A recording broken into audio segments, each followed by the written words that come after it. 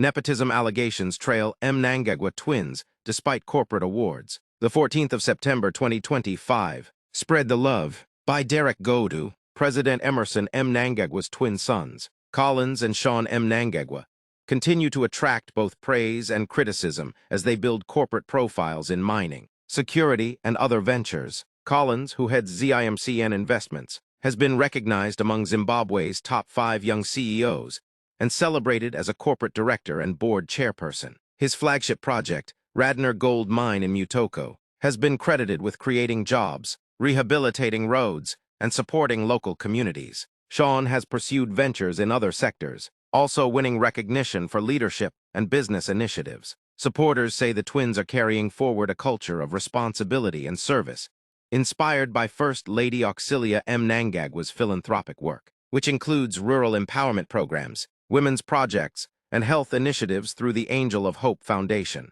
But critics argue that their rise has been enabled less by merit than by their family name, with allegations of nepotism and political privilege overshadowing their awards. Analysts say the twins' growing influence reflects a broader debate about dynastic politics and corporate power in Zimbabwe, a debate that is unlikely to fade as they continue gaining prominence.